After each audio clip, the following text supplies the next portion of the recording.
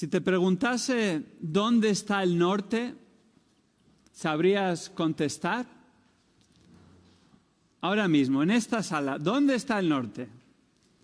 Bueno, algunos señalan hacia allá. Más o menos está a mis espaldas, más bien en un ángulo así hacia la izquierda, depende de la brújula que tengas, más o menos estamos bien orientados, pero muchas veces no sabemos dónde está el norte, ¿verdad? No sabemos ni siquiera dónde están los puntos cardinales. Pero para saber dónde está el norte, primero hay que saber dónde están los puntos cardinales. Eso lo sabemos todos, ¿verdad? Norte, sur, este, oeste. Pero en la práctica hay que saber dónde está para ir en la dirección adecuada. Es por eso que los seres humanos inventaron la brújula, entre otros artefactos, para saber orientarse. Se cree que la brújula comenzó a utilizarse en el siglo IX en China, siendo perfeccionada posteriormente a lo largo de los siglos. De hecho, hoy en día tenemos hasta una brújula en el teléfono móvil. Si lo buscas dentro de tus aplicaciones, normalmente tenemos una brújula, no siempre bien calibrada ni precisa, pero ahí la tenemos por si la necesitamos. Pero ya siquiera la brújula en el móvil es algo obsoleto porque se utilizan otros sistemas más modernos de orientación como la brújula giroscópica que se calibra con haces de láser o sistemas de posicionamiento global, lo que todos conocemos como GPS. ¿Dónde está el norte? Bueno, deberíamos de saber los puntos cardinales y posteriormente orientarnos por medio de algo fiable que nos dirija en la dirección adecuada. Ahora, si cambiamos la pregunta y nos hacemos esta pregunta, ¿cuáles son los propósitos de la Iglesia? ¿Cuáles son los propósitos de la Iglesia? ¿Los sabrías decir igual que los puntos cardinales? ¿Tenemos claro cuáles son los propósitos de la Iglesia? En primer lugar, hay que conocer los propósitos de la Iglesia. Y en segundo lugar, hay que ver cómo podemos llevarlos a la práctica para alcanzar como Iglesia e ir en la dirección que Dios quiere para nosotros como sus hijos. Y esto es muy importante, hermanos, porque no queremos perder el norte espiritual, que es mucho más importante que el cardinal. No queremos perder el norte espiritual.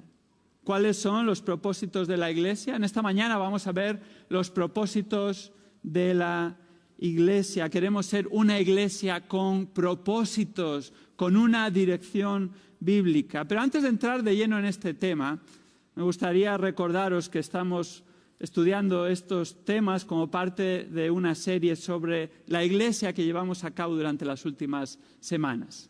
La primera semana de este tema dimos respuesta a la pregunta ¿qué es la Iglesia?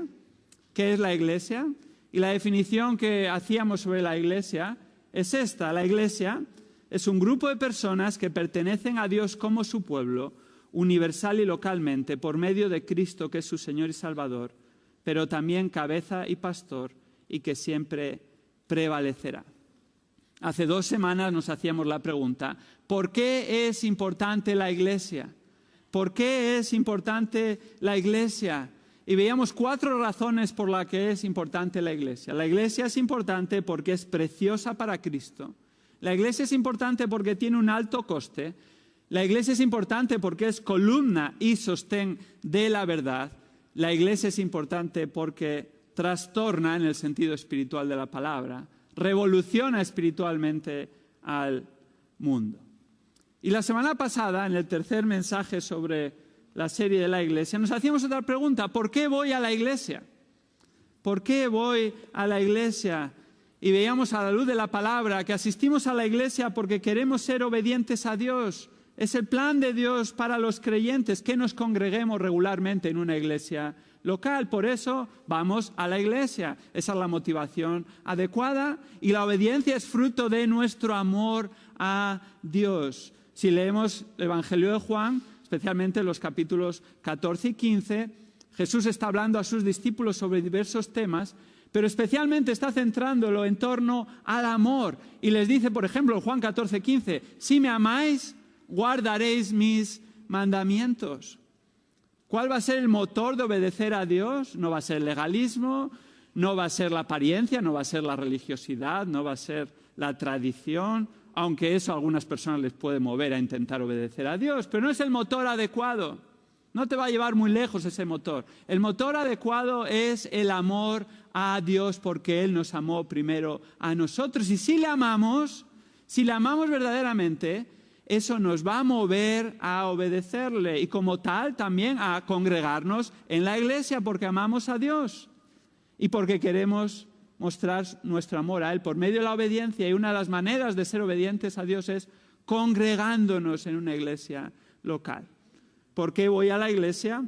Veíamos la semana pasada también que nos congregamos porque somos parte de la iglesia. Somos parte de la iglesia. Cuando una persona viene a Cristo, se arrepiente de sus pecados, cree en Cristo y es cristiano, forma parte de la iglesia universal, sí. Pero precisamente porque formas parte de la iglesia universal, el plan de Dios es que formes parte de una iglesia local. Y así somos miembros de la iglesia universal, pero de igual manera hemos de ser miembros de una iglesia local, comprometidos con una iglesia local y esa iglesia local comprometida con nosotros. Y así de esta manera invitábamos a todo el que se quisiera hacer miembro de esta iglesia local a dar su información para hacer seguimiento al respecto al final del culto del domingo pasado y hoy igualmente al final del culto. Aquel que no es miembro de la iglesia y quiere hacerse miembro de esta iglesia, al final del culto puedes dejar tus datos con Vilma y Corina y haremos seguimiento a principio de año en ese proceso de tener clara la membresía de la iglesia. Algunas personas me dijeron, Vilma y Corina se acercaban a preguntar, bueno, yo no sé si soy miembro de la iglesia. Bueno, entonces deja tus datos y haremos seguimiento y nos aseguraremos de repasar y decir, sí, mira, eres miembro desde tal fecha o no eres miembro. Y aún si eres miembro de la iglesia desde hace muchos años, vamos a hacer un proceso de ratificación de la membresía. Ratificación de la membresía de, sí, quiero seguir siendo miembro de la iglesia y también tenemos que cumplir con algunas cuestiones legales y queremos tenerlo todo en orden. Primero espiritualmente, pero luego también legalmente para buen testimonio. Ahora, en esta mañana, siguiendo con el tema de la iglesia, después de haber considerado su naturaleza, su importancia y la necesidad de congregarnos y ser miembros de una iglesia local, vamos a ver otro tema. Los propósitos de la iglesia. ¿Cuáles son los propósitos de la iglesia? Me gustaría empezar, antes de entrar de lleno en los propósitos de la iglesia, que es lo que va a ocupar la mayor parte de nuestro tiempo en la palabra, aclarar lo que no son propósitos de la iglesia. Lo que no son propósitos de la iglesia. Y la lista podría ser muy larga, interminable. Pero he seleccionado 5 cuestiones que no son los propósitos de la iglesia y que hay una mayoría de personas en distintos lugares que pueden pensar que la iglesia y sus propósitos son estos o algo de esto, o uno de estos. ¿Cuáles no son los propósitos de la iglesia? En primer lugar, la iglesia no existe con el propósito de llevar a cabo una serie de programas. La iglesia no existe con el propósito de llevar a cabo una serie de programas. A veces nos perdemos en la burocracia espiritual. Acabamos ocupados en los programas de la iglesia, actividades, activismo por sí mismo.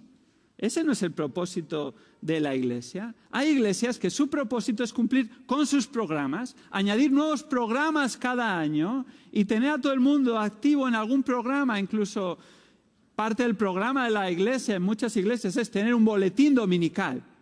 Y todo gira en torno a tener un boletín dominical. Y si no hay boletín, no estamos cumpliendo con nuestro propósito. Bueno, ese no es el propósito de la iglesia. Tal vez no se diga así, pero la manera en la que se actúa habla por sí misma.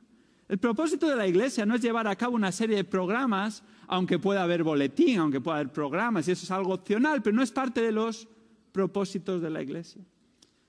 En segundo lugar, la iglesia tampoco existe con el propósito de cumplir las expectativas de las personas. Las expectativas de las personas. La iglesia no existe para cumplir las expectativas ni de los incrédulos ni de los creyentes. La iglesia no ha de girar en torno a las visitas, ni tampoco tratar de cumplir las expectativas de los que visitan alguna vez. Nuestro propósito no es agradar a los hombres, aunque tampoco queremos ser desagradables, queremos ser amables, agradables, dar la bienvenida, pero el propósito de la Iglesia no es agradar o cumplir las expectativas de las personas. Pero tampoco de los creyentes, tampoco de los que vienen habitualmente, tampoco de los que son parte de la Iglesia. La Iglesia no existe para cumplir nuestras expectativas, nuestros propósitos o lo que creemos que deberían de ser las metas de la Iglesia. La Iglesia, por lo tanto, no ha de girar en torno a nuestras preferencias, gustos, ideas ni metas personales, porque el propósito de la Iglesia no es cumplir nuestras expectativas. El propósito de la Iglesia tampoco es, en tercer lugar, hacer obra social. Este es un tema muy en boga, y más en los momentos actuales que vivimos. Sí, como creyentes estamos llamados a hacer el bien a todos, especialmente a los de la familia de la fe. Sí, como creyentes, en lo que sea posible, hemos de ayudar a las personas a nuestro alrededor, amar al prójimo, al que está más cerca de nosotros. Y en estos momentos, tal vez, puedes ayudar de maneras prácticas, y en todo momento hay necesidades físicas, de comida, de sostén, de vestido. Por eso tenemos una pequeña y humilde obra social en la Iglesia que no publicitamos, pero que los miembros de la Iglesia participan, incluso hacen donaciones para ella de distintos tipos. Intentamos ayudar a los hermanos de la Iglesia, incluso a las visitas, con esta ayuda física. Pero este no es el propósito de la Iglesia. La Iglesia no existe para ello. La Iglesia no es una ONG de ayuda social. Es distinto ayudar a que sea el propósito. Ahora, si vienes a la Iglesia solo para que te ayuden cuando tienes necesidad, no has entendido lo que es la Iglesia. Porque tarde o temprano vas a abandonar la Iglesia. O bien cuando ya no necesites ayuda, o bien cuando no te den la ayuda que tú esperas. Ese no es el propósito de la Iglesia. El propósito de la Iglesia tampoco es, en cuarto lugar, exaltar al hombre y sentirse bien con uno mismo. El propósito de la Iglesia no es exaltar al hombre y sentirse bien con uno mismo. Escucha bien, la persona que viene a la Iglesia a inflar el ego se ha equivocado de estación de servicio. Aquí no se infla el ego, más bien se desinfla. El hombre es pecador por naturaleza y por consiguiente peca. La Iglesia es un recordatorio de nuestra miseria y que necesitamos a Cristo, nuestro Señor y Salvador. Si venimos a la Iglesia para exaltarnos o para sentirnos mejor con nosotros mismos, nos hemos equivocado del lugar. Acudimos a la Iglesia no para tener una más alta autoestima, ni decir que todo va a ir bien o hacernos sentir bien, porque esos no son los propósitos de la Iglesia. En quinto lugar, la Iglesia no existe con el propósito de ser humanamente relevante. La Iglesia no existe con el propósito de ser humanamente relevante. Hoy en día esta es una moda en las iglesias. Quieren ser relevantes. La Iglesia no tiene el propósito de codearse con las élites contemporáneas. La Iglesia tampoco existe para tener buena prensa o que sea una de las instituciones mejor valoradas en el CIS. La Iglesia, claro, quiere tener un buen testimonio, pero no a costa de comprometer o desviarnos de nuestros propósitos. Y la realidad, hermanos, es que cuando una iglesia cumple con los propósitos bíblicos, lo normal es que de alguna medida, en una extensión u otra, tenga algún tipo de oposición o persecución, como el mismo Señor Jesucristo tuvo en su época. El Señor Jesucristo recibió oposición de los poderes políticos y de los poderes religiosos, del establishment porque era incómodo para aquel tiempo. Él no buscó ser humanamente relevante, sino espiritualmente relevante. Predicar el mensaje de la palabra de Dios. Podríamos seguir con cuáles no son los propósitos. Hay muchos otros que no son los propósitos. Pero mucho mejor darle la vuelta a esta cara, a esta moneda y verlo por la cara. Por cuáles son los propósitos de la Iglesia. Y esto es lo que hemos de recordar en esta mañana. Hay 3 propósitos de la Iglesia. Este es nuestro norte espiritual. Siempre deberíamos estar o bien orientados y poder decir cuáles son los propósitos de la Iglesia. Y yo, como miembro de la Iglesia de Cristo, ¿cuál ha de ser mi propósito también?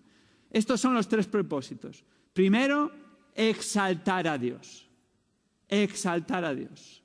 Segundo, edificar a los creyentes. Edificar a los creyentes. Y tercero, evangelizar a los perdidos.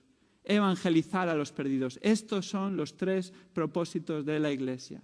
Y si podemos y conocemos los 4 puntos cardinales de memoria, ¿cuánto más deberíamos de saber de memoria los 3 propósitos de la Iglesia? Los he puesto por E para que sea más fácil de recordar. Exaltar a Dios, edificar a los creyentes, evangelizar a los perdidos. Comencemos por el primer propósito de la Iglesia. El primer propósito de la Iglesia es exaltar a Dios. Exaltar a Dios. La Iglesia ha de centrarse en Dios y no en los hombres. Veamos algunos pasajes bíblicos al respecto. 1 Corintios capítulo 6, versículo 20. 1 Corintios capítulo 6, versículo 20, dice así: pues por precio habéis sido comprados, por tanto, glorificad a Dios en vuestro cuerpo y en vuestro espíritu, los cuales son de Dios. Glorificad a Dios. Este versículo, al igual que el resto de la epístola, está dirigido a creyentes en una iglesia local, la iglesia local de Corinto, como vemos al principio de Primera de Corintios. Y está en un contexto en el que está confrontando a algunos que vivían en pecado, concretamente en fornicación. Pablo, movido por el Espíritu Santo, le recuerda en este capítulo 6 que son templo del Espíritu, que ahora pertenecen a Dios por medio de Cristo y que por lo tanto ahora sus vidas deberían estar dedicadas a dar gloria a Dios, tanto individualmente como congregacionalmente, como su iglesia. Y concretamente les dice: glorificad a Dios en vuestro cuerpo y en vuestro espíritu. En otras palabras, en vuestro exterior y en vuestro interior. ¿Qué es glorificar a Dios? Vivir de tal manera que Dios sea honrado. Vivir de tal manera que Dios sea honrado, ya que Él es digno de nuestra adoración y obediencia. Nuestro propósito ha de ser glorificar a Dios, exaltar a Dios en nuestra vida personal durante toda la semana. Y cuando nos congregamos, ese sigue siendo nuestro propósito, exaltar a Dios. Otro pasaje en la misma epístola, aún más inclusivo. 1 Corintios 10:31. 1 Corintios 10:31 afirma: entonces, ya sea que comáis, que bebáis o que hagáis cualquier otra cosa, hacedlo todo para la gloria de Dios. Hacedlo todo para la gloria de Dios. Este pasaje está en el contexto del ejercicio de la libertad cristiana. Al igual que hemos estado leyendo en nuestra lectura congregacional en Romanos capítulo 14, había temas de conciencia que para algunos eran pecado y para otros no. Concretamente el tema de comer carne sacrificada a los ídolos, que luego vendían en el mercado. Algunos pensaban que no debían participar de ello ni siquiera comprando la carne que se vendía en el mercado y que había sido sacrificada a los ídolos, y otros pensaban: no veo ningún problema. En ese contexto les dice: este es el punto de la cuestión. Tenéis que vivir para la gloria de Dios. Ya sea que comáis o que bebáis o que hagáis cualquier otra cosa, es inclusivo, cualquier cosa que hagamos ha de ser para la gloria de Dios. Cuando estamos disgregados en nuestra casa, en nuestro trabajo, con nuestra familia, cuando estamos congregados como iglesia, sigue siendo nuestro propósito. Porque Dios es celoso de su gloria y no la comparte con nadie. Isaías 48:11 afirma: mi gloria pues no la daré a otro. No la daré a otro. Y así su pueblo, su iglesia, ha de ser celoso de la gloria de Dios y hacer todo para la gloria de Dios. Su iglesia está compuesta por los creyentes, los salvos, los que se han arrepentido de sus pecados y creído en Cristo Jesús. ¿Sabes para qué te salvó? ¿Sabes para qué te salvó? No es ni siquiera acerca de nosotros, es acerca de Él. Efesios capítulo 1, en el contexto de la salvación, afirma hasta en 3 ocasiones, versículo 6, versículo 12, versículo 14, para alabanza de su gloria. Para alabanza de su gloria. Dios ideó este plan de salvación desde antes de la fundación del mundo, nos escogió desde antes de la fundación del mundo para ser su pueblo, para ser salvos. ¿Para qué? Para alabanza de su gloria. ¿Qué otra cosa vamos a hacer sino darle la gloria?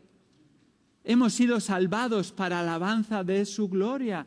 Y como sus hijos, como parte de su iglesia, le servimos. ¿Para qué?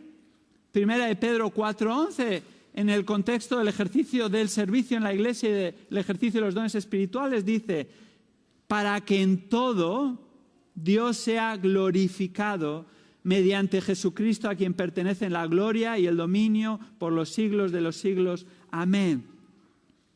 Para que Dios sea glorificado.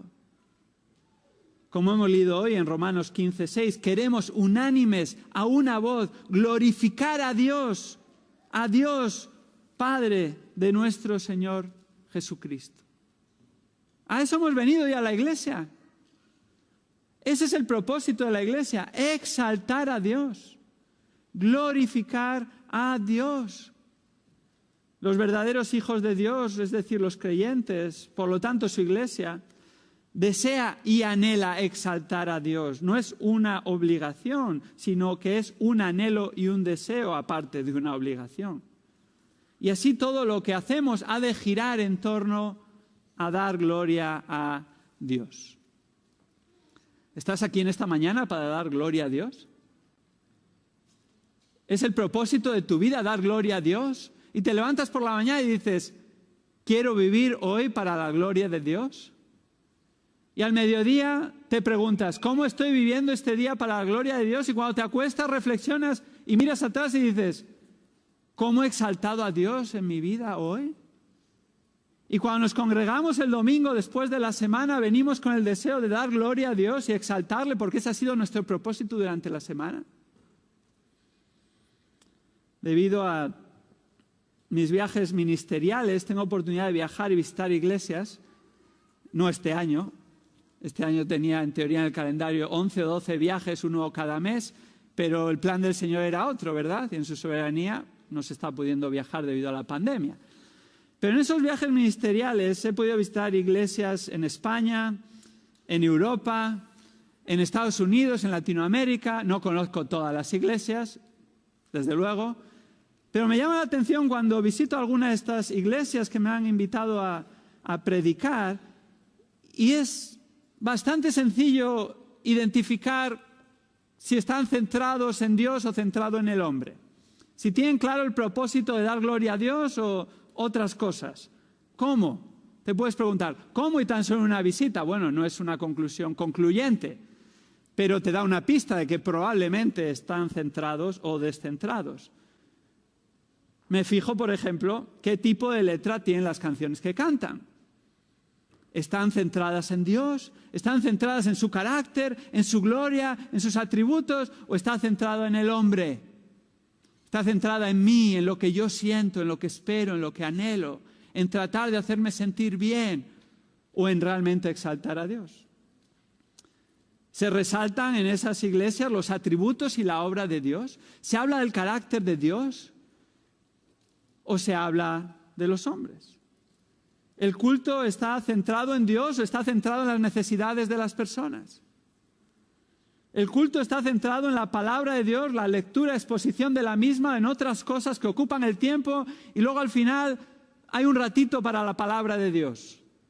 Yo he tenido esa experiencia en diversas iglesias. Puedes estar 1 hora y media en la iglesia, como estamos nosotros habitualmente, y tener 20 minutos para la predicación de la palabra. ¿En qué se está centrado? ¿Se está centrado en exaltar a Dios? ¿A qué se le da más importancia? ¿A cuántas personas hay en el culto? ¿O a lo que se hace para glorificar a Dios, independientemente del número de personas que haya? A.W. Tozer, pastor americano de la primera mitad del siglo XX y autor de clásicos cristianos, afirma: la religión moderna se enfoca en llenar la iglesia de gente. El verdadero evangelio se enfoca en llenar a la gente de Dios. En el cuerpo de Cristo, su iglesia, conviene que inclinemos nuestro rostro y digamos de él: Santo, Santo, Santo, Señor Dios omnipotente. La iglesia es acerca de Dios. De hecho, la iglesia es de Dios. Y como la iglesia de Dios, nuestro propósito es darle gloria a Él, exaltar a Dios. Ahora, ¿cómo podemos dar gloria a Dios como congregación? Si nuestro propósito, uno de nuestros propósitos es exaltar a Dios, ¿cómo podemos hacerlo como congregación? Bueno, algunas maneras prácticas para aplicarlo. En primer lugar, siendo verdaderos adoradores en espíritu y en verdad. Siendo verdaderos adoradores en espíritu y en verdad, es decir, adorarle de corazón y basados en la verdad de su palabra. La adoración superficial, Dios no la busca, ni es agradable a Él. En muchas ocasiones Dios reprochó a su pueblo Israel: este pueblo de labios me honra, pero su corazón está muy lejos de mí. Y el mismo Señor Jesucristo cita estas palabras del Antiguo Testamento para enfrentar a los religiosos de su época y añadió: hipócritas. No queremos ser hipócritas, ¿verdad?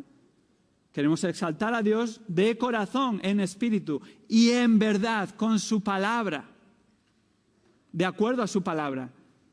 No podemos adorar a Dios de cualquier manera, ni estamos aquí para inventar cómo se adora a Dios y lo que trae gloria a Dios o no, sino que en su palabra está establecido. Fijémonos, esta verdad se encuentra en Juan 4:23, cuando Jesús está teniendo esta conversación con la mujer samaritana.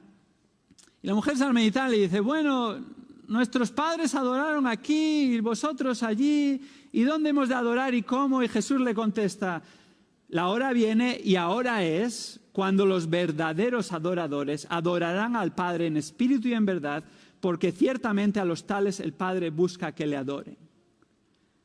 Dios Padre busca adoradores de verdad, en espíritu y en la verdad de la palabra. Y así, por eso en nuestros cultos damos primacía a la enseñanza de la palabra.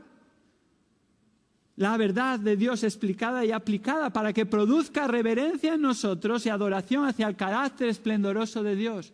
Y salgamos del culto más llenos de Dios y menos de nosotros. Así el culto buscamos que esté centrado en Dios, no en los hombres. Y no queremos que sea una mera tradición ni ritual religioso, sino una oportunidad para dar gloria a Dios de corazón genuinamente. ¿Cómo podemos dar gloria a Dios como congregación? Siendo verdaderos adoradores en espíritu y en verdad. También exaltándole por medio de la declaración de su gloria en palabras de alabanza. Exaltándole por medio de la declaración de su gloria en palabras de alabanza. Salmo 29:2. Salmo 29:2 afirma: tributad al Señor la gloria debida a su nombre. Adorad al Señor en la majestad de la santidad. Queremos declarar su gloria en palabras de alabanza. Y esto no es solo cuando hay música. ¿Esto qué quiere decir? Se nos tiene que llenar la boca con Dios y sus atributos.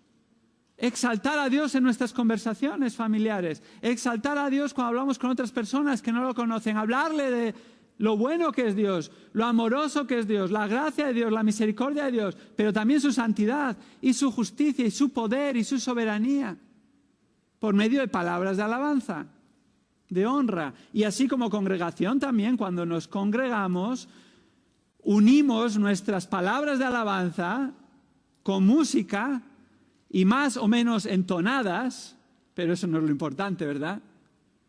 Y le damos palabras de alabanza, por eso cantamos juntos, porque queremos alabarle y mostrar nuestra adoración a Él por medio de estas palabras de alabanza. Y así, en nuestra iglesia, cada himno y canción se escoge por su contenido doctrinal, por lo que dicen las palabras, de acuerdo a la Biblia, que exalte al Dios trino y no por su mero estilo musical. damos gloria a Dios también. ¿Cómo podemos darle gloria a Dios como congregación? Mediante actos de obediencia. Mediante actos de obediencia. Romanos 12:1 afirma: por consiguiente, hermanos, os ruego, por las misericordias de Dios, que presentéis vuestros cuerpos como sacrificio vivo y santo, aceptable a Dios, que es vuestro culto racional. Creemos que la adoración ha de ser integral, es decir, con todo nuestro ser, todos los días de la semana y no solo en nuestras reuniones. Y esta adoración integral ha de comenzar por nuestra vida personal, familiar y laboral, y toda nuestra vida ha de ser un culto al Señor. Un culto al Señor. Además, ¿cómo podemos dar gloria a Dios como congregación? Exaltando a Cristo. Exaltando a Cristo, la segunda persona de la Trinidad, a quien Dios Padre ha dado un nombre que es sobre todo nombre.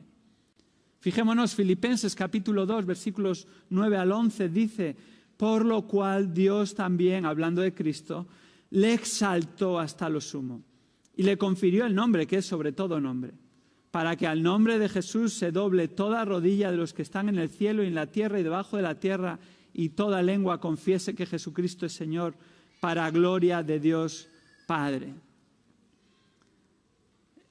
Exaltamos a Cristo. Esta es la manera de dar gloria a Dios. Un día toda rodilla se doblará ante Él. Pero mientras eso sucede, su iglesia, los que ya conocemos a Cristo y es nuestro Señor y Salvador, ya doblegamos nuestra rodilla y ya exaltamos su nombre. No hay duda, el propósito de la iglesia es adorar a Dios. Y a esto se dedica toda iglesia verdadera. Una iglesia con propósitos se ha de preguntar: ¿esto exalta a Dios? ¿Esto que estamos haciendo exalta a Dios? ¿Cómo exalta a Dios? Hemos de hacerlo cuando estamos disgregados como parte de la iglesia de Dios, y hemos de hacerlo cuando estamos congregados, porque creemos en una adoración integral, no solo el domingo por la mañana, pero el domingo por la mañana ha de ser un reflejo del deseo de dar gloria a Dios.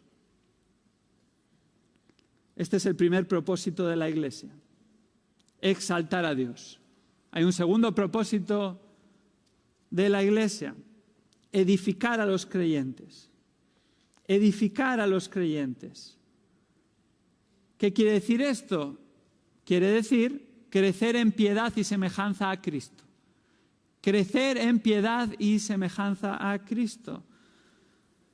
Fijémonos, vayamos a un pasaje en 1 Corintios 14, 26, que habla de las reuniones de la iglesia y cómo éstas han de contribuir a la edificación de los creyentes, que es el propósito de la iglesia y por lo tanto de sus reuniones.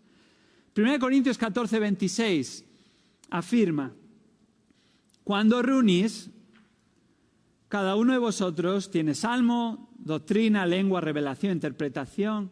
Hágase todo para edificación. Todo para edificación. Ahora, este pasaje hay que entenderlo en su contexto, como todos.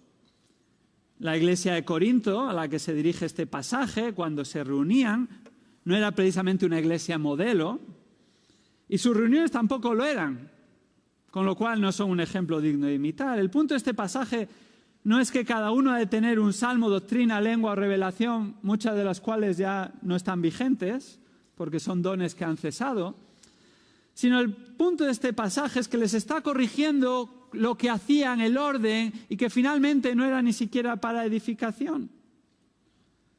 No estaban interesados tanto en servir y en edificar, sino cada uno hacer su propia cosa sin orden, para su propia exaltación, y al final les tiene que confrontar y les tiene que decir: dejad de hacer eso. Tenéis que hacerlo para edificación, y luego más adelante les dice: todo tiene que hacerse con orden. Este pasaje no establece cómo han de ser los cultos. Esto era lo que hacían en Corinto. Este pasaje establece que tal como sean los cultos han de ser para edificación. ¿Qué significa edificación? Literalmente, construcción de una casa. Construcción de una casa. Se refiere al proceso de crecer, mejorar, madurar. Y en este contexto no es edificación de una casa, sino edificación de los creyentes, que somos el templo de Dios, una de las figuras que se utiliza para la iglesia. El crecimiento en nuestra vida espiritual, nuestra madurez.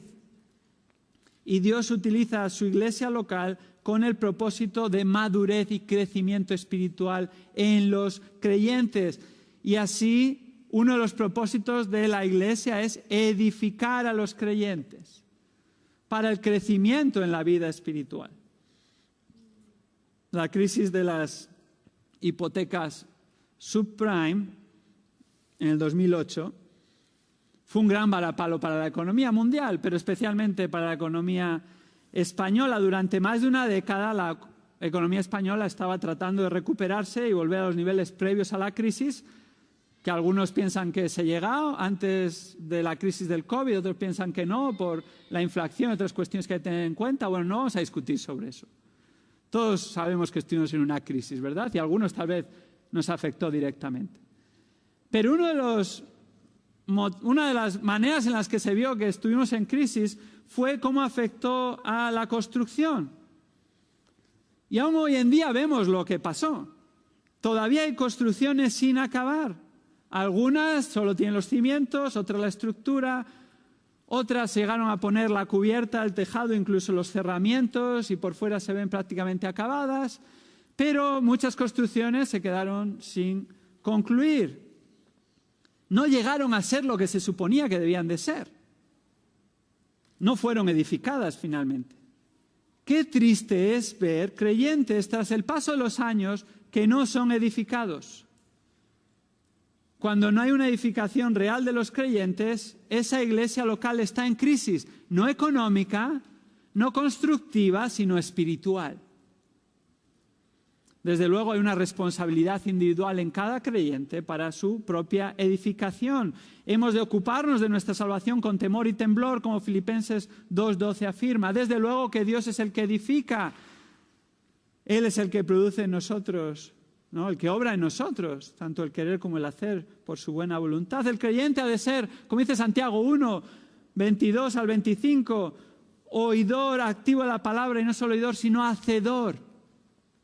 Y la obra de edificación es finalmente de Dios, y aquel que comenzó la buena obra la perfeccionará hasta el día de Jesucristo, afirma Filipenses 1:6. Desde luego, pero es que la iglesia también es parte de esta edificación. La iglesia es la empresa constructora de Dios que edifica a los creyentes. La iglesia es la empresa constructora de Dios que edifica a los creyentes de manera espiritual. Y cuando un creyente no está involucrado en una iglesia local, no va a ser edificado como se supone que ha de ser edificado. Sí, tal vez tiene los cimientos y la estructura y hasta el ladrillo y el tejado y a lo mejor hasta las ventanas, y por fuera se ve todo muy bien, pero por dentro o en alguna otra faceta no está pudiendo ser edificado de acuerdo a la voluntad de Dios, porque el plan de Dios es que formes parte de una iglesia y seas edificado en ese contexto de la iglesia. No es coincidencia que los hermanos más comprometidos con la iglesia local, que asisten a las reuniones, que escuchan la palabra, que participan, que sirven, se ve fruto en su vida espiritual. Se ve fruto en la vida espiritual. ¿Cómo somos edificados en el contexto de la iglesia local? ¿Cómo? Bueno, de varias maneras. Primero, por medio de la lectura y exposición de la palabra de Dios. Por medio de la lectura y exposición de la palabra de Dios. Fijémonos Hechos 20:32. Dice: ahora os encomiendo a Dios y a la palabra de su gracia, que es poderosa para edificaros. Pablo se está despidiendo de los ancianos de Éfeso en Mileto. Y después de estar 3 años con ellos, establecer esa iglesia, se despide de ellos y les encomienda ¿a qué? Les encomienda a Dios, ¿y a qué más? Y a la palabra de su gracia, a la palabra de Dios, que es poderosa para edificaros. Eso es lo que edifica su iglesia, su palabra. Segunda de Timoteo 3, 16 y 17 afirma: toda escritura, hablando de la Biblia, es inspirada, ha salido de la boca de Dios y útil para enseñar, reprender, corregir, instruir en justicia, a fin de que el hombre de Dios sea perfecto, maduro, equipado para toda buena obra.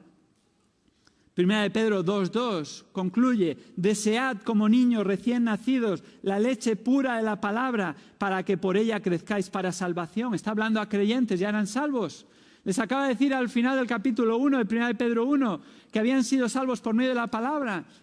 Y la palabra de Dios permanece para siempre, y esta palabra fue la que os fue predicada. Pero ahora, ¿qué debéis de hacer? Desear la palabra para crecer en vuestra salvación, en vuestra santificación, en vuestra edificación.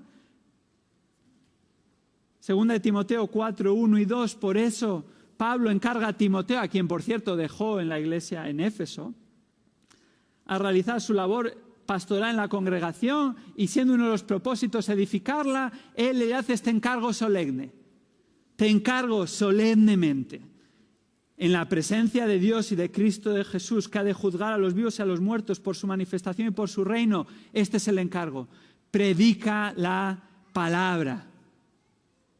Insiste a tiempo y fuera de tiempo.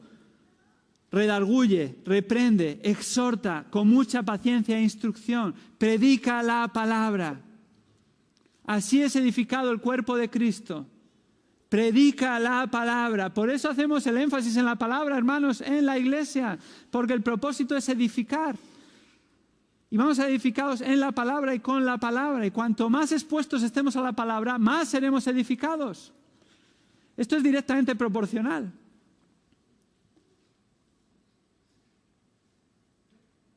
Le damos la primacía a la palabra.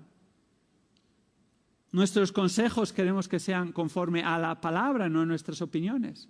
Por eso creemos también en la consejería bíblica y tratamos de practicarla. Por eso estamos comprometidos con la predicación expositiva, que no es un modelo de predicación, sino que es un mandato, que es leer la palabra, explicar la palabra, aplicar la palabra. Somos edificados por la lectura y exposición de la palabra. Hemos de hacerlo personalmente, es obvio, tenemos una responsabilidad personal. Pero tenemos una responsabilidad eclesial. Y la iglesia es columna y sostén de la verdad, de la palabra. También somos edificados, en segundo lugar, por medio del mentorado y la capacitación por líderes piadosos. Efesios 4:11 y 12 afirma: y él dio a algunos el ser apóstoles, a otros profetas, a otros evangelistas, a otros pastores y maestros, a fin de capacitar a los santos, a los creyentes, para la obra del ministerio, y concluye, para la edificación del cuerpo de Cristo. Dios, y concretamente Cristo, el Señor de su iglesia, ha dado líderes piadosos. Los vigentes serían los evangelistas, pastores y maestros, y concretamente en la iglesia los pastores maestros, para capacitar a los santos para la edificación del cuerpo de Cristo. Y así hemos de estar expuestos al mentorado y la capacitación por líderes piadosos en la iglesia local. Y por eso hay unos requisitos para el pastorado. Primera de Timoteo 3, Tito 1, porque es algo muy serio y muy importante. Cristo mismo invirtió tiempo en sus discípulos.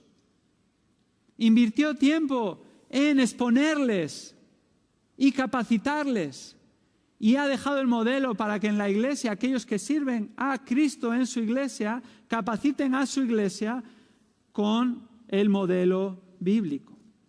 Así, de esta manera, hermanos, para servir en la congregación hemos de ser capacitados para la obra del ministerio de acuerdo a lo que vamos a hacer. Y hemos de ser capacitados por líderes piadosos conforme a la palabra. En tercer lugar, nos edificamos mutuamente cuando ejercitamos los dones espirituales que Dios nos ha dado. Cuando ejercitamos los dones espirituales que Dios nos ha dado. Efesios 4:12 está en el contexto de que Cristo ha dado dones a su iglesia. ¿Para qué? Para la obra del ministerio. Se capacita a los santos por medio de los líderes. ¿Para qué? Para la obra del ministerio, para que ejercites los dones que Dios te ha dado, para que sirvas. Y cuando servimos y cuando ejercitamos los dones espirituales que Dios nos ha dado, nos estamos edificando unos a otros. 1 Corintios 12:7, en el contexto de los dones espirituales, afirma: pero a cada uno se le da la manifestación del Espíritu, es decir, en ese contexto, un don o varios dones. ¿Para qué? Para el bien común. Para el bien común.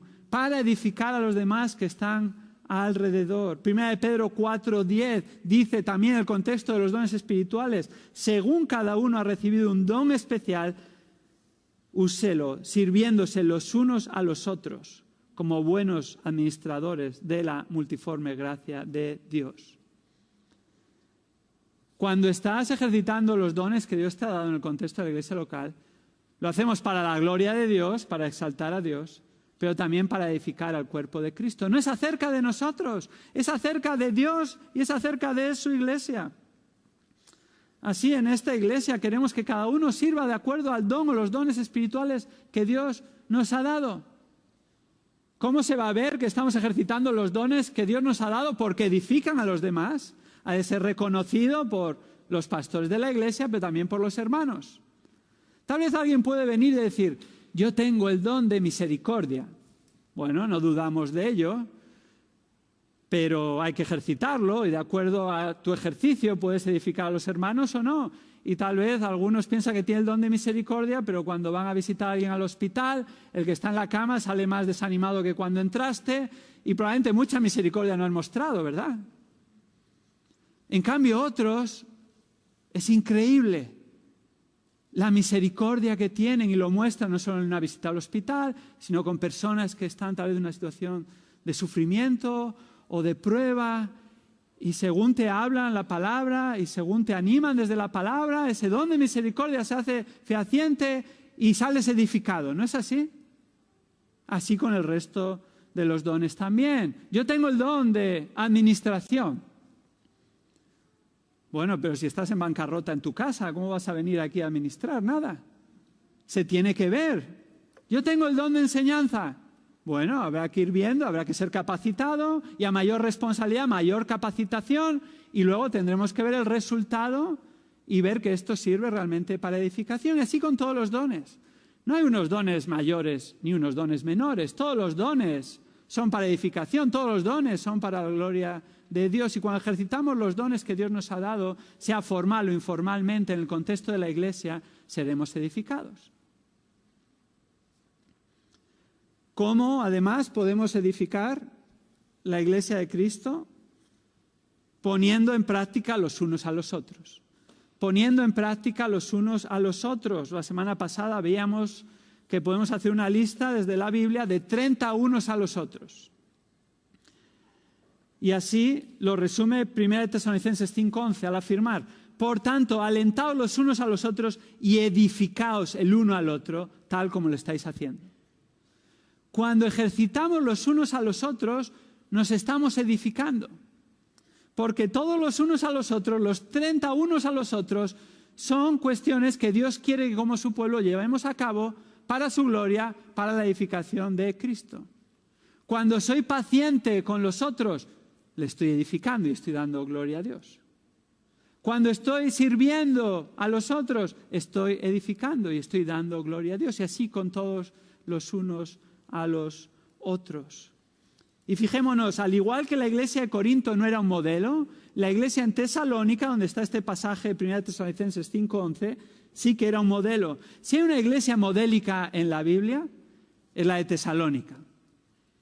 De hecho, Pablo les escribe y al principio casi siempre daba un saludo y luego prácticamente en todas las epístolas a las iglesias comienza a corregir ciertas cuestiones que no iban bien, al que más la de Corinto. Pero a los tesalonicenses les encomienda, les reafirma seguir haciendo lo que estáis haciendo. Sois un ejemplo, de hecho, ha llegado vuestro ejemplo a muchas otras iglesias que ni siquiera yo tengo que hablar.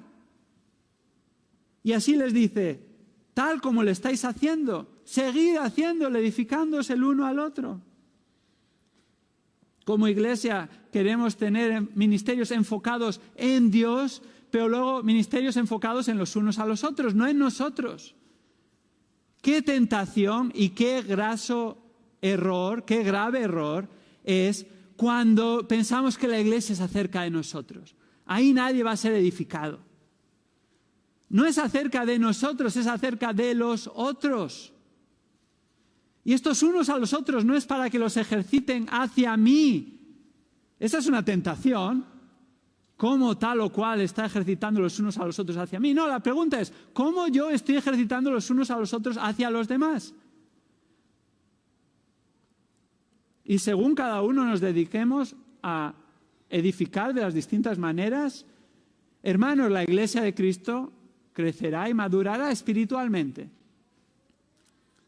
Un creyente, escucha bien, un creyente necesita el hábitat natural de la iglesia para crecer, para florecer espiritualmente, y fuera de ese hábitat se marchitará y no crecerá realmente como debería de crecer.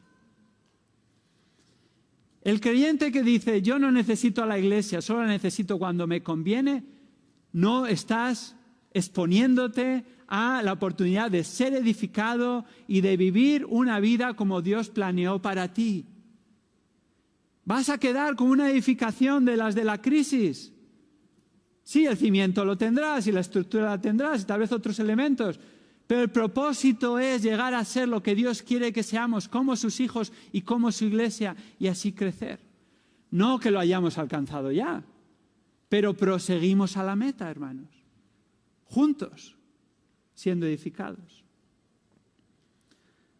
Ahora, cuando una iglesia dedica más tiempo a la hora del bocadillo a charlar, en lugar de a construir con la palabra, la edificación espiritual de la iglesia no sucederá. Es como en una obra. Si los trabajadores se dedican a alargar el tiempo del bocadillo y el resto del tiempo están hablando y uno está trabajando y 4 mirando, oye, algo va a avanzar. Pero, madre mía, va a llevar mucho tiempo si es que se acaba.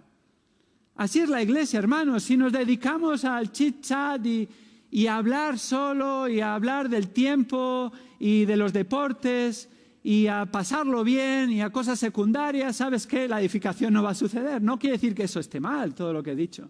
Pero no es el propósito de venir a la iglesia. Thomas Watson, puritano británico del siglo XVII, dice lo siguiente. Si invitan a un hombre a una fiesta y este hombre disfruta tanto de la música que se olvida de la comida, se podría decir que no tiene hambre. Así en la iglesia, cuando las personas se enfocan más en los cantos, en los adornos, en el espectáculo, que en la palabra de Dios y en las cosas espirituales, es señal que no tienen hambre, sino comezón de oír. Si venimos a la iglesia por las cosas periféricas y nos enfocamos en la puesta en escena, o cómo toca tal o cual, o cómo los focos van para aquí y luego para allí, eso es para que no os distraigáis, hermanos. Entonces vamos a estar por las razones equivocadas si venimos para luego tener un grupo social y hablar y que alguien me salude y necesito hablar a alguien y decirle mis problemas. Todo eso es legítimo, pero no es el propósito de la iglesia. Y entonces estaremos demostrando que no estamos dándole la importancia a lo que lo tiene. El verdadero creyente necesita ser edificado y Dios ha establecido su iglesia para ser edificados. Una iglesia con propósitos se ha de preguntar, ¿esto edifica a los creyentes?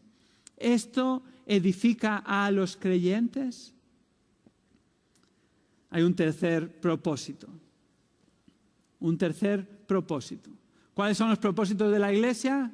El primero, exaltar a Dios. El segundo, edificar a los creyentes. Llega con retardo por la mascarilla. El tercero, algún alumno aventajado se acuerda de lo que dije al principio, evangelizar a los perdidos. Evangelizar a los perdidos. Hermanos, esto lo tenemos que saber. Todos sabemos norte, sur, este, oeste, ¿verdad? Aunque luego no sepamos cómo llegar al norte. Tenemos que saberlo y luego ponerlo en práctica. En tercer lugar, evangelizar a los perdidos. El propósito de la iglesia es evangelizar a los perdidos. Es decir, ser proclamadores de Cristo y el Evangelio, las buenas noticias de la salvación. Esta es la comisión que Cristo dejó a sus seguidores. Mateo 28, versículos 18 al 20, leemos: y acercándose Jesús les habló diciendo: toda autoridad me ha sido dada en el cielo y en la tierra. Id pues y haced discípulos de todas las naciones, bautizándoles en el nombre del Padre y del Hijo y del Espíritu Santo, enseñándoles a guardar todo lo que os he mandado, y he aquí yo estoy con vosotros hasta el fin del mundo. Fijémonos estas palabras de Mateo 28, Jesús las pronuncia tras morir en la cruz, resucitar al tercer día, se aparece a sus discípulos y les hace este encargo a sus discípulos verdaderos, a los que forman parte de su iglesia. Él es el que tiene la autoridad, versículo 18, toda autoridad me ha sido dada en el cielo y en la tierra, y así bajo esa autoridad les hace este encargo: haced discípulos. Ese es el imperativo, ese es el mandamiento en este pasaje. Haced discípulos, eso está vigente. No ha concluido aún. Él dice al final, versículo 20, he aquí yo estoy con vosotros hasta el fin del mundo. ¿Ha sido el fin del mundo? Todavía no, estamos aquí. Todavía está vigente este encargo para sus discípulos, para los seguidores de Cristo, para los cristianos. Haced discípulos. Y fijémonos que Jesús no les dice: haz una mera profesión religiosa, ni sé de tal o cual religión, eso son cosas de los hombres. O haz una oración, o di que eres cristiano si te hacen una encuesta, o creyente. No, él dice: haced discípulos. ¿Quiénes son discípulos? Los que siguen a Cristo. Los que siguen a Cristo. ¿Y qué dijo Cristo? Marcos 1:15. Arrepentíos y creed en el Evangelio. Ese es el Evangelio de Dios. Arrepentíos y creed en el Evangelio. Si no te has arrepentido de tus pecados y no has creído en Cristo, que es el Evangelio, no eres seguidor de Cristo, no eres discípulo de Cristo. Porque Cristo pone las condiciones para ser cristiano, seguidor de Cristo, para ser su discípulo. El propósito de la Iglesia, por lo tanto, es evangelizar, proclamar las buenas noticias de salvación. El Evangelio son buenas noticias. Hay salvación, hay perdón de pecados, hay reconciliación con Dios, hay vida eterna para todo aquel que confiesa a Cristo como Señor y Salvador. Ese es nuestro mensaje. Es un mensaje sin parangón. Hay tantas iglesias perdiendo el tiempo con tantos otros mensajes que no son mensajes bíblicos. No, si este es el mejor mensaje y es el que tenemos que proclamar. Hay reconciliación con Dios. Tenemos que hacer como Pablo, somos embajadores de Dios. Y así suplicar a la gente, decirles: reconcíliate con Dios. Si estás aquí en esta mañana y aún no te has reconciliado con Dios, este es el mensaje para ti: reconcíliate con Dios. Solo en Cristo hay reconciliación con Dios. No te hagas de un tipo de religión o de otro, eso no te va a salvar. Reconcíliate con Dios, arrepiéntete y sigue a Cristo. Ahora, ¿qué más es evangelizar? Evangelizar es, versículos 19 y 20, Mateo 28, bautizando y discipulando. Parte del encargo de hacer discípulos es bautizar por inmersión, como Jesús mismo se bautizó y como significa la palabra, el verbo bautizar es bautizar por inmersión, y así hacía la iglesia primitiva durante los primeros siglos, ese es el modelo. Pero bautizar por inmersión, no para ser salvo, sino tras ser salvo por tu profesión de fe, para mostrar que eres seguidor de Cristo. ¿Y qué más? Discipulando, enseñando todo lo que yo os he enseñado. El evangelismo no acaba en la confesión, sino que continúa con el bautismo y prosigue con el discipulado, enseñando lo que Dios dice. Porque la meta es hacer discípulos de Cristo. ¿Quiénes han de dedicarse a evangelizar en la iglesia local? Todos los seguidores de Cristo. Todos los seguidores de Cristo. Sí, es responsabilidad de los pastores de la iglesia. De hecho, Pablo le dice a Timoteo, en 2 Timoteo 4:5, haz el trabajo de un evangelista. Es responsabilidad de cada cristiano. 1 Pedro 3:15, somos pueblo adquirido para posesión de Dios a fin de que anunciemos, eso es 1 Pedro 2:9, dice 1 Pedro 3:15, siempre preparados para presentar defensa ante todo el que os demande razón de la esperanza que hay en vosotros. La esperanza del Evangelio. Es responsabilidad de la iglesia en conjunto, ahora sí, 1 Pedro 2:9. Somos pueblo adquirido para posesión de Dios a fin de que anunciéis. ¿Qué hemos de anunciar como su pueblo? Las virtudes de aquel que os llamó de las tinieblas a su luz admirable. Todos hemos de predicar a Cristo. ¿Y cuál es el ámbito de este mandamiento? Es mundial. Fijémonos, Mateo 28:19, haced discípulos de todas las naciones. De todas las naciones. Hace años y décadas, para hacer discípulos de todas las naciones, había que ir necesariamente a otras naciones. Hoy en día, hermanos, las naciones han venido a nosotros. España tiene muchísima inmigración. Gracias a Dios, de que el mandamiento es para todas las naciones. La iglesia no es de una nacionalidad o de otra, es de todas las naciones. Y qué gozo es ver en esta iglesia diversidad de naciones, porque ese es el deseo y el mandato de Dios. Pero aún así hay muchas personas que no están en nuestro ámbito de influencia. Y el Señor les encargó a sus discípulos en Hechos 1:8 y les dijo, recibiréis poder cuando el Espíritu venga sobre vosotros y me seréis testigos en Jerusalén, en Judea, Samaria y hasta los confines de la tierra.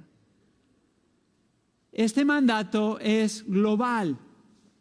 Sí, empieza en la iglesia local, empieza en nuestro Jerusalén, empieza en nuestro León, pero ha de extenderse a otros lugares. Y queremos ser una iglesia que cumple con el propósito de Dios para su iglesia. Y queremos que el Evangelio permee en esta ciudad, pero más allá de esta ciudad. Conozco iglesias que no son ni muy grandes ni muy ricas, pero tienen este propósito claro y así se ve en su énfasis misionero. Y especialmente me anima cuando visito una de ellas, algunos la conocéis, es una iglesia que está en Vallejo, en California. No es una iglesia grande para su contexto. Las personas que hay allí son personas comunes y corrientes como nosotros, pero están comprometidos con los propósitos de la iglesia y están comprometidos con el propósito de evangelizar a los perdidos. Y estaba mirando esta semana en su página web y contaba que apoyan a 25 misioneros, pastores, predicadores del Evangelio de manera comprometida. ¿Sabéis cuál es su ratio por miembros de la iglesia? Un misionero por cada 25 miembros. Un misionero por cada 25 miembros. No importa del tamaño, sino de tener claro cuál es el propósito. A lo largo de los años han plantado 5 iglesias en otros lugares. Y han enviado a 2 hermanos a pastorear otras iglesias y siguen haciéndolo, sigue siendo su enfoque. ¿Por qué? Porque tienen claros cuáles son los puntos cardinales de la iglesia. Tienen claros cuáles son los propósitos de la iglesia y uno de ellos es evangelizar a los perdidos. Hermanos, nosotros queremos tener esto como uno de nuestros propósitos, no es negociable. Y estamos creciendo, pero necesitamos crecer más en este área. ¿Cómo podemos hacerlo? ¿Cómo podemos cumplir con el propósito de evangelizar a los perdidos? En primer lugar, predicando. Predicando. Sí, en nuestros cultos, cada culto se predica el Evangelio. Pero cada miembro de la iglesia debería de salir del culto y seguir predicando el Evangelio, anunciando las buenas noticias de Cristo, hablando a las personas de Cristo, que no hay reconciliación con Dios. En segundo lugar, orando. Orando, pero orando de verdad. Esto quiere decir, dedicando tiempo a la oración, incluir en la oración este tema, realmente sea nuestro corazón y nuestra carga. Llevamos años orando en privado, yo personalmente años orando en privado, porque el Señor nos ayuda a crecer en este área. Y estamos meses orando públicamente los jueves cuando nos reunimos por Zoom en el culto de oración, especialmente que el Señor nos permita ser parte de establecer iglesias bíblicas en otras partes de España y fuera del país. Estamos orando por Oviedo, estamos orando por Santiago de Compostela, estamos orando por hermanos en el norte de África, estamos orando por Sevilla, estamos orando por hermanos en Latinoamérica, otros lugares del mundo. Oremos también personalmente y particularmente, que esto sea el deseo de nuestro corazón, porque entendemos que es el propósito. En tercer lugar, ofrendando. Ofrendando en general, la ofrenda es parte de nuestra adoración a Dios y por medio de las ofrendas es que se puede también edificar la Iglesia de Cristo y llevar a cabo los ministerios, pero tenemos también un capítulo especial para misiones. Hay una ofrenda general, un fondo general, pero hay una ofrenda especial que puedes detallar y poner misiones. Y eso va a ir dirigido especialmente a apoyar a personas que están predicando el Evangelio en otros lugares. Personas que son afines. Y la verdad era un ánimo ver cómo hemos crecido en este área, especialmente en los 2 últimos años. Estaba revisando con Vilma las cuentas el viernes y observábamos cómo del 2018 al 2019 la Iglesia ofrendó el doble en misiones. Y del 2019 al 2020, aún cuando falta un mes más, la Iglesia ha vuelto a doblar otra vez esas ofrendas en misiones. ¡Qué bendición!, ¿verdad? El Señor nos está moviendo a también ofrendar para que nuestro propósito como Iglesia se lleve a cabo. Pero hemos de seguir creciendo. ¿Cómo podemos cumplir este propósito? En cuarto lugar, formando a otros. Por eso tenemos el Seminario Berea. Es un esfuerzo de formar a hombres llamados por Dios para pastorear, plantar, revitalizar iglesias bíblicas. Tenemos estudiantes y o graduados de cada comunidad autónoma del país. No solo de la península, también de las islas. No solo de España, tenemos también de Portugal, del norte de África, de Francia, de Alemania. Estamos cumpliendo la gran comisión con esto, formándolos para que prediquen el Evangelio y establezcan iglesias en sus lugares, prediquen la palabra y de allí puedan enviar a otros para que el Evangelio corra. En quinto lugar, ¿cómo podemos cumplir este propósito? Enviando. No solo queremos apoyar a hermanos que ya lo están haciendo, sino que oramos que el Señor nos permita que podamos ver que entre nuestra iglesia se levanten personas con este llamado, un llamado ratificado y bíblico, y como iglesia podamos enviar. Qué gozo sería eso, ¿no es así? El propósito de la iglesia es evangelizar a los perdidos. Y así una iglesia con propósitos se ha de preguntar, ¿esto evangeliza a los perdidos? ¿Cuáles son los propósitos de la iglesia? Los propósitos de la iglesia son 3. Espero que salgas hoy de este culto no solo sabiendo que el norte desde aquí está más o menos en diagonal en esa dirección. Eso no es importante. Sino que salgas de aquí memorizando en tu corazón cuáles son los propósitos de la iglesia. 3 propósitos de la iglesia. El primer propósito, exaltar a Dios. El segundo propósito, edificar a los creyentes. El tercer propósito, evangelizar a los perdidos. Y entender que todo lo que hacemos como iglesia queremos que sea en base a estos propósitos. Y si hay cosas que no hacemos como iglesia es porque no son parte de estos propósitos y queremos no perder el norte espiritual. Hermanos, vamos en la buena dirección. Vamos en la buena dirección. Pero hay que proseguir y crecer en esa dirección y continuar moviéndonos unánimes en esa dirección para ver cómo el Señor va a seguir obrando en medio nuestro para su gloria, para la edificación de su iglesia y para la evangelización de los perdidos. Vamos a orar juntos.